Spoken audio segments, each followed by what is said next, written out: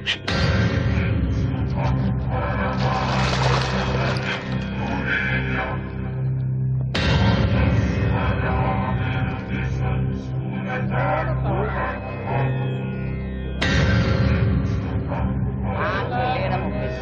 വെള്ളം തളിച്ച് കൈ കൊണ്ടൊന്ന് മെഴുകുക.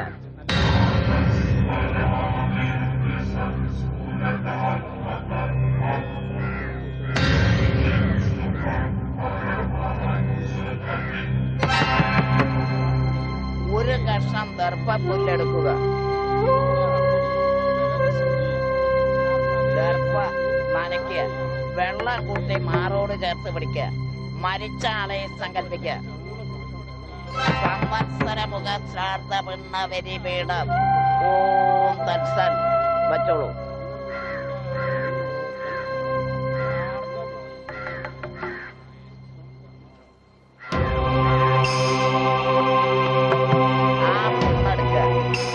മാറത്തോട് ചേർത്ത് പിടിച്ച് മരിച്ച ആളെ നല്ലോണം മനസ്സിൽ സങ്കല്പിക്കുക. സംവത്സര മുഖ ശ്രാദ്ധ പിണ്ണം ഓം തത്സൽ.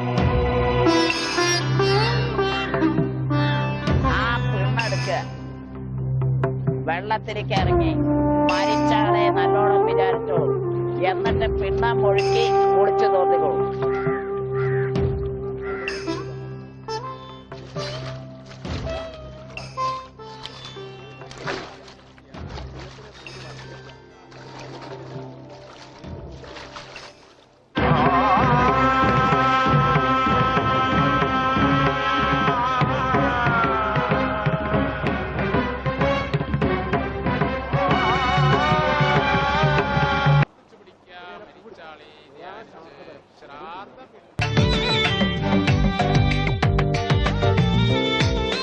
നമസ്കാരം മാഷെ. മാഷെ ഇരിക്ക്. മാഷ് ഈ മാസം 2 ദിവസം വൈകി. അതെ, ശമ്പളം കിട്ടാനും വൈകി, അതുകൊണ്ടാ. പക്ഷെ പരസ്യം ഞാൻ ഇന്നലെ തന്നെ അയച്ചു, പതിവ് പോലെ എല്ലാ പത്രങ്ങൾക്കും. മാറ്റർ ശരിയല്ലേ നോക്കൂ. ഈ ഫോട്ടോയിൽ കാണുന്ന എന്റെ മകൻ ഉണ്ണിയെ 1986 മുതൽ കാണാതായിരിക്കുന്നു. ഇടത് കൈയിൽ ഉണ്ണികൃഷ്ണന്റെ രൂപം പച്ചകുത്തിയ അടയാളമുണ്ട്. ഈ വ്യക്തിയെക്കുറിച്ച് എന്തെങ്കിലും വിവരം കിട്ടുന്നവർ ദയവായി അറിയിക്കുക. പത്മനാഭൻ മാസ്റ്റർ, താഴത്തെ വീട്ടിൽ, മുണ്ടൂർ PO, കേരളം. എന്താ മാഷെ, ശരിയല്ലേ?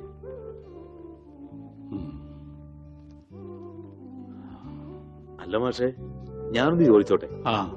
ഇപ്പൊ ആൾക്കൊരു 26, 27 വയസ്സ് പ്രായമായി കണ്ടില്ലേ? നാളെ 27 തികയാ. 27 വയസ്സ് പ്രായമുള്ള ഒരാളിന് 10 വയസ്സുള്ളപ്പോഴെടുത്ത ഫോട്ടോ വെച്ച് പരസ്യം കൊടുത്തിട്ട് എന്താ കാര്യം? പിന്നെ എന്താടോ ഞാൻ ചെയ്യുക? അല്ല, ഞാൻ ഉദ്ദേശിച്ചത് ഈ രേഖാചിത്രങ്ങളൊക്കെ വരയ്ക്കുന്ന ചിലരുണ്ടല്ലോ, അവർ ഈ പഴയ ഫോട്ടോയും ചില അടയാളങ്ങളൊക്കെ വെച്ച് ഇപ്പൊ ആൾ ഏതാണ്ട് എങ്ങനെ ഇരിക്കുമെന്ന് വരച്ചു തരും. അങ്ങനെ ഒരു പടം വരപ്പിച്ച് അതും കൂടി ഈ പരസ്യത്തിനൊപ്പം കൊടുത്താലോ? ശരിയാ, നമുക്കിനി അതും കൂടെ ഒന്ന് പരീക്ഷിക്കാം.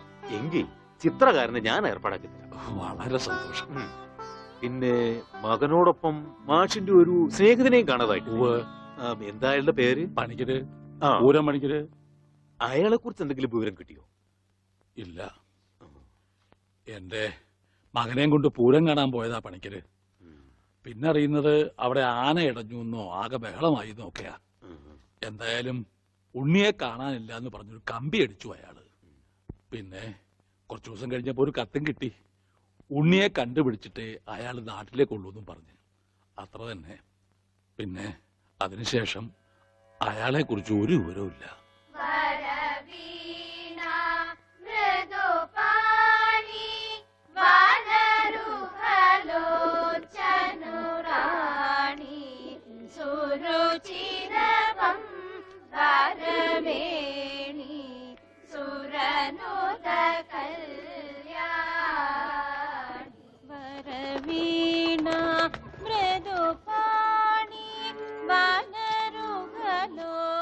നിന്റെ സ്വരവും പശുവിന്റെ സ്വരവും തമ്മിൽ തിരിച്ചറിയാനേ പറ്റുന്നില്ല. അല്ല, രണ്ടും ഒരേ ശ്രുതി തന്നെ. ഓ, ഈ പറയുന്ന ആള് രണ്ടുപേരും പാടിയേ. പശു കയറും പൊട്ടിച്ചോടുന്ന് ഞാൻ കാണിച്ചു തരാം. ഇപ്പൊ എത്ര കുട്ടികളായി? അല്ല, സംഗീതം പഠിക്കാനേ. എത്രയായാലും ഗോപിയേട്ടൻ എന്താ? അല്ല, കാശിമിണി വാരി കൂട്ടുന്നുണ്ട്. ആ, കൂട്ടിക്കോ, ആവശ്യം വരും. നമ്മുടെ കല്യാണം ചെറുതായിട്ടൊന്നുമല്ല ഞാൻ നടത്താൻ ഉദ്ദേശിച്ചിരിക്കുന്നത്. 7 നില പന്തലിട്ട. ഒരു 2 നില കുറച്ചുകൂടെ? അല്ല, ഉയരം കൂടുന്തോറും വീഴ്ചയുടെ ആക്കം കൂടുന്നു പഴമക്കാര് പറയാറുണ്ടേ. എന്തു പറഞ്ഞാലും നിന്റെ ഈ തറുതലുണ്ടല്ലോ, അത് കേൾക്കാൻ വേണ്ടി മാത്രം നിന്നോട് ഞാൻ ഈ കച്ചവടത്തിൽ കൂടുന്നു. ഓ, എന്ത് സഹായാന്നറിയോ? 110 കമ്മീഷൻ വാങ്ങുന്നുണ്ട്, ഞാൻ അറിയാതെ ചില തരികടിയുണ്ട്, ഒക്കെ ഞാൻ അറിയണ്ട് കേട്ടോ. നിന്റെ ഒരു കാര്യം, ഞാൻ ടൗണിൽ പോകുന്നുണ്ട്. നിനക്ക് എന്താ വേണ്ടേ? ചാന്ത്, പൊട്ട്, കുപ്പിവള? എനിക്കൊന്നും വേണ്ട. ഞാനൊരു സാധനം നിനക്ക് വാങ്ങിച്ചു തരും. എനിക്കൊന്നും വേണ്ട, പറഞ്ഞേക്കാം. എന്റെ കണക്ക് തീർത്തിട്ട് കാശ് ഇങ്ങോട്ട് കൃത്യമായിട്ട് എത്തിച്ചാ മതി. നാളെ ചിട്ടിക്ക് വെക്കാനുള്ളതാ. നിന്റെ ചിട്ടി ഇനി വട്ടം എത്തിയില്ലേ? കൊറേ കാലം ആയല്ലോ ഇത്.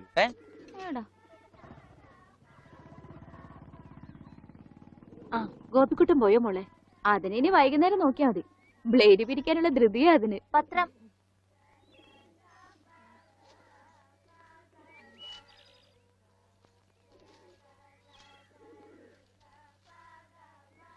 ദേ അമ്മേ, മാഷ് കൊടുക്കാറുള്ള പരസ്യം ഇന്നും വന്നിട്ടുണ്ട്, നോക്കട്ടെ.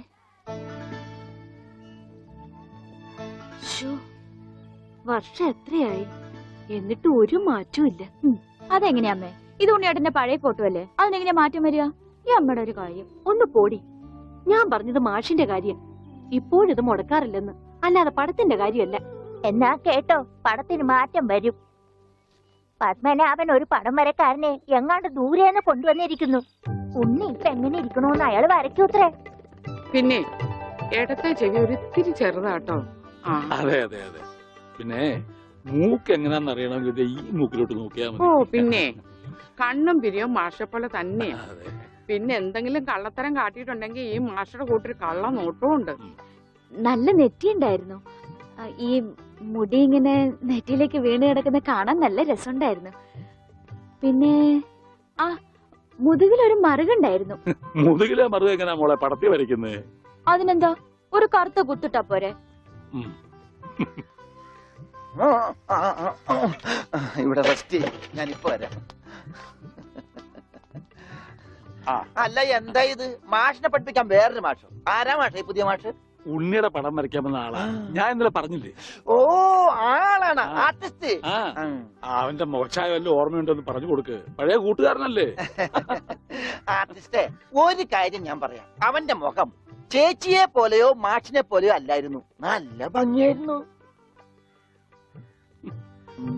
പിന്നെ താടി ഉണ്ടായിരുന്നില്ല, അന്ന് എനിക്കും ഉണ്ടായിരുന്നില്ല. സിഗരറ്റ് വലിക്കോ? ഏയ്, സിഗരറ്റ് പോയിട്ട് ഒരു ചരട് പോലും അവൻ വലിക്കില്ല. അവിടെ നെട്ടു ഇതല്ലേ പ്രായമുള്ളൂ. അതല്ല, നിങ്ങൾ സിഗരറ്റ് വലിക്കുന്ന ചോദിച്ചത്. എനിക്കൊന്നും വേണം. Very sorry. കല്യാണം പ്രമാണിച്ച് എല്ലാ ചീത്ത സ്വഭാവങ്ങളും ഞാൻ നിർത്തി വെച്ചിരിക്കുകയാണ്. ആ മാഷേ, കല്യാണം വിളിക്കാൻ വേണ്ടി വന്നതാണ്. ഒന്ന് മാറി ഒന്ന് മാറി. മാറി. അങ്ങനെ നിനക്കും പെണ്ണ് കിട്ടി അല്ലേ കൃഷ്ണൻകുട്ടി? അതെന്താ വെച്ചാ അങ്ങനെ പറഞ്ഞത്? അല്ല, എന്റെ ഉണ്ണി ഉണ്ടായിരുന്നെങ്കിൽ അവനും ഇപ്പൊ പെണ്ണാലോചിക്കേണ്ട സമയമായിരുന്നില്ലേ? അവനും ഈ ലോകത്തൊരു പെണ്ണ് കാണുമല്ലോ. അവള് ഭാഗ്യമുള്ളവളാണെങ്കിൽ ഉണ്ണി തിരിച്ചു വരും. തിരിച്ചു വരും മാഷേ. ആ, മാഷിന്റെ മോളും മരുമോനും വന്നുണ്ട്. ഒരു കുടുംബകലാപം ഉണ്ടാകുന്നതിന് മുമ്പ് ഞാൻ അങ്ങോട്ട് മാറിയേക്കാം.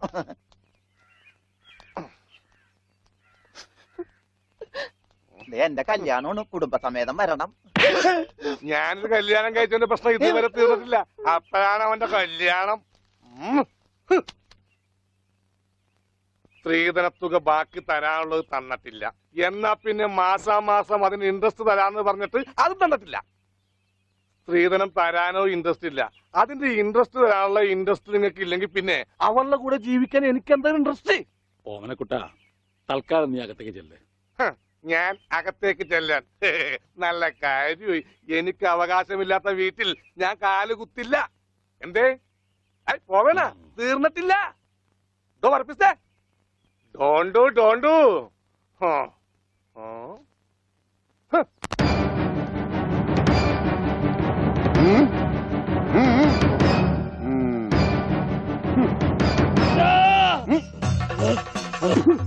പറ്റരുത് പട്ടി, പറ്റരുത്. എന്ത് വേണമെങ്കിലും കോംപ്രമൈസ് ചെയ്യാം. വരും, ഓടി വരുന്നേ. അയ്യോ അയ്യോ, പെട്ടെന്ന് പുറിയും.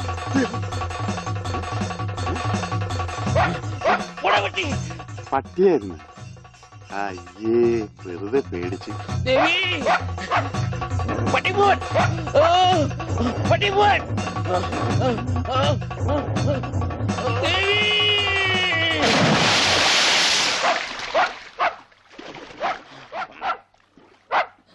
ഒരു പട്ടിപിടുത്തക്കാരനെ കൊണ്ടുവരണമെന്ന് പറയാൻ തുടങ്ങിയിട്ട് എത്ര കാലമായി? ഈ പണ്ടാരം പിടിച്ച പട്ടിക്കാരനെ ഈ കുളത്തിൽ ചാടാനേ എനിക്ക് നേരമുള്ളൂ. അതെനിക്കറിയായിരുന്നു. ആ അതല്ലേ വെളിച്ചപ്പാടിനെ കല്യാണം വിളിക്കാൻ ഞാൻ ഇവിടെ തന്നെ കാത്തിരുന്നത്. ഇങ്ങോട്ട് കേറി വാ, കല്യാണക്കുറി തരാം. ഇപ്പൊ ഒന്നാ ശരിയാകത്തില്ല. ആ നായന്റെ മോൻ ഈ പരിസരത്ത് എന്നെ കാണും. ആണോ? ആ വഴിയുണ്ട് വെളിച്ചപ്പാടേ. ഈ പാർസല് ഒന്നങ്ങാട് എത്തിച്ചേരും. ചെല്ലി ചെല്ലി. എന്നാടോ കല്യാണം? അതൊക്കെ അതിൽ അച്ചടിച്ചിട്ടുണ്ട്. അല്ല വെളിച്ചപ്പാടെ, വെളിച്ചപ്പാടിനെ മാത്രം ഈ പട്ടിയിട്ട് ഓടിക്കുന്നെന്താ? അത് പിന്നെ പട്ടി പിശാചല്ലിയോ, ഭഗവതിയെ കണ്ട ഓടിക്കും. ഈ നാട്ടില് വേറെ പട്ടിയുണ്ടല്ല, പക്ഷെ പഞ്ചവർണ്ണത്തിന്റെ പട്ടി മാത്രം ഭഗവതി ഓടിക്കുന്നത് എന്താണെന്ന് എനിക്ക് മനസ്സിലാകാത്തത്. അത് നമ്മുടെ പഞ്ചവർണ്ണത്തിന്റെ പട്ടിയാണോ? ആണോ വെളിച്ചപ്പാടെ? ആണോ വെളിച്ചപ്പാടെ? അതെ അതെ, വെളിച്ചപ്പാട് മുങ്ങി. എന്റെ കുറി നമസ്കാരം. ഈ മാസം 10-ാം തീയതി എന്റെ കല്യാണമുണ്ട്. കുടുംബസമേതം വരണം. വലത്തെ കൈണ്ട് വാങ്ങ ഐശ്വര്യമായിട്ട്. കുറിയൊക്കെ അന്ധവിശ്വാസമല്ലേ, എത്തിയേക്കാം. നന്നായി. അച്ചാറിട ഒരു പാത്രം നോക്കി ഇരിക്കുകയായിരുന്നു. ഇപ്പോഴെപ്പോഴും സ്തുതിയായിരിക്കട്ടെ. അച്ഛോ എന്നെ ഒതുങ്ങി നിന്നോ, ഒതുങ്ങി നിന്നോ. ബ്രേക്കില്ല. ബ്രേക്ക് വർഷാപ്പില്ല. പിടിപ്പിക്കൂ. എന്റെ കല്യാണമാണ്. സന്തോഷം. കുടുംബസമേതം വരണം. സോറി, ഞാൻ അച്ഛനായിട്ട് തുന്നിയതല്ല. ഞാനൊരു തയ്യക്കടക്കാരനല്ലേ, അറിവില്ലായ്മ കൊണ്ട് പറഞ്ഞതാ. അതിനെന്താ, അതത്രയ്ക്ക് മോശപ്പെട്ട പണിയാണോ? നീ തുണിക്കഷ്ണങ്ങൾ കൂട്ടി തയ്ക്കുന്നു, ഞാൻ അറ്റുപോയ ബന്ധങ്ങൾ കൂട്ടിച്ചേർക്കുന്നു. ഇപ്പൊ ഉണ്ണി ഇങ്ങനെ തന്നെ ആയിരിക്കും മാഷെ. ഇങ്ങനെ തന്നെ ആയിരിക്കും എന്നാ എന്റെ മനസ്സ് പറയുന്നത്. എന്റെ മോനിപ്പോ എവിടെയായിരിക്കും എന്റെ ഈശ്വര?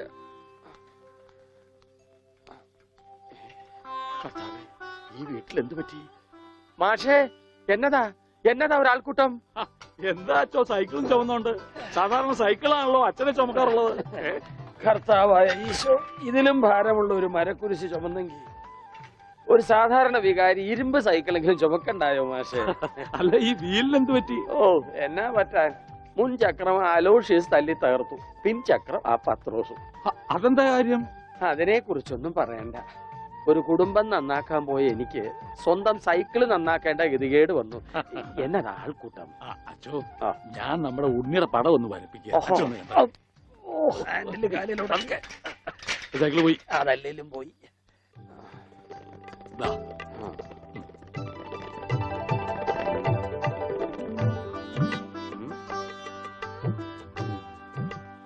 കൊള്ളാം മാഷേ, അസലായിരിക്കുന്നു. ഇനി ഈ പടം വെച്ച് പത്രത്തിൽ ഒരു പരസ്യം കൊടുക്കണം. എന്റെ പടവും വെച്ചൊരു പരസ്യം കൊടുക്കേണ്ടി വരും, കാണാനില്ലാന്നും പറഞ്ഞുകൊണ്ട്. അതെന്താ, താനും കാണാനില്ലാണ്ടാവാൻ പോവാണോ? ഞാൻ കാണാനില്ലാണ്ടായിക്കോട്ടെ, എന്നാലും ഞാൻ അടുത്ത മാസം വരും. എനിക്ക് തരാനുള്ള സ്ത്രീധന തുക തന്നു തീർക്കണം. എന്റെ ഓമനക്കുട്ട, നിനക്ക് വാരി കോരി തന്നാ കൊള്ളാമെന്നുണ്ട്. പക്ഷെ എന്റെ ഒന്നുമില്ല. അതെ, തീർന്ന് അവസാനം ഈ വീടും പറമ്പ് മാത്രമായി. അതെ അതെ, അതാണെങ്കിൽ ഉണ്ണിയുടെ പേരിലും നിയമം എനിക്കറിയാം. ഒരാളെ കാണാതായി 7 വർഷം കഴിഞ്ഞാൽ മരിച്ചതായി കണക്കാക്കപ്പെടും. 7 വർഷം കഴിഞ്ഞ് ജീവനോടെ തിരിച്ചു വന്നാലും മരിച്ചതായിട്ട് കണക്കാക്കുവോ? അടുത്തനാണെന്ന് ഞാൻ നോക്കൂല, ഞങ്ങളുടെ കുടുംബത്തിൽ ഇടപെടലേ. അതെ, ഉണ്ണി ചത്തുന്നൊരു വെള്ളക്കള്ളത്തിൽ എഴുതി കൊടുത്താൽ തീരാവുന്ന പ്രശ്നമേ ഉള്ളൂ. വനജേ, ഞാനിങ്ങനെ എഴുതി കൊടുക്കണേ? വാടി. ഓമനക്കുട്ട, ഒരു രാത്രി പോലും തന്റെ മകനെ പിരിഞ്ഞിരിക്കാൻ വയ്യാത്തോണ്ടല്ലേ വെപ്രാളപ്പെട്ട് താനീ ഓട്ടം ഓടുന്നത്? എടാ, 17 വർഷമായി ഞാൻ എന്റെ മോനെ പിരിഞ്ഞിരിക്കാൻ തുടങ്ങിയിട്ട്. അവൻ എന്തെങ്കിലും തിരിച്ചു വരുമെന്നുള്ള പ്രതീക്ഷയില ഞാനും ഇവളും ജീവിക്കുന്നത്. അവൻ മരിച്ചുപോയി എന്ന് ഞാൻ എങ്ങനെയാടാ പറയുക? അതിലും ഭേദം ഞങ്ങൾ അങ്ങ് ജീവൻ ഒടുക്കുക. കണ്ണടയ്ക്കുന്നതിന് മുമ്പ് അവനെ ഒരു നോക്ക് കാണണമെന്ന ആഗ്രഹം. അതിനുവേണ്ടിയാ ഞങ്ങൾ എന്നും പ്രാർത്ഥിക്കുന്നത്. അവൻ ചത്തുപോയി എന്ന് പറയുന്ന നാവുകൊണ്ട് തിരിച്ചു വരാൻ വേണ്ടി പ്രാർത്ഥിക്കും.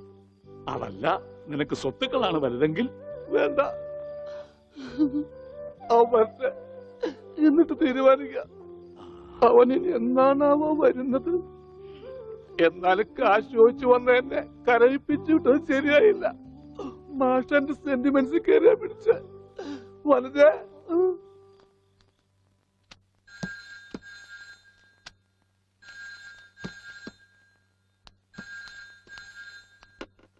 Hello, Mundur post office. ടെലിഗ്രാമോ? പറയൂ. പത്മനാഭൻ മാസ്റ്റർ, താഴത്തെ വീട്, മുണ്ടൂർ PO. ആ മെസ്സേജ്.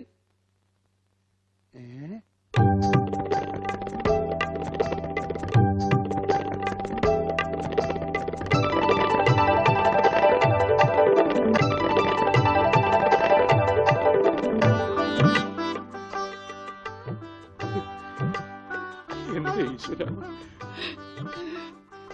എന്നാ നേരാണോ മാഷെ? അതേ ദേവകി. മാഷെ, ഇത് ഉണ്ണിയുടെ വിവരം തന്നെയാണോ? അതെ, നമ്മുടെ ഉണ്ണി നാഗപട്ടണത്തുണ്ടെന്ന്. ടെലഗ്രാം അടിച്ചത് ആരാ? പൗരസമിതിക്കാരാ. ആരെങ്കിലും പോയി ഒരു വണ്ടി വിളിച്ചോണ്ട് വരുവേൻ. മാഷെ, നമ്മൾ ഈ നിമിഷം പുറപ്പെടുന്നു നാഗപട്ടണത്തെ. അതെ, വേഗം പുറപ്പെട്ടോളൂ.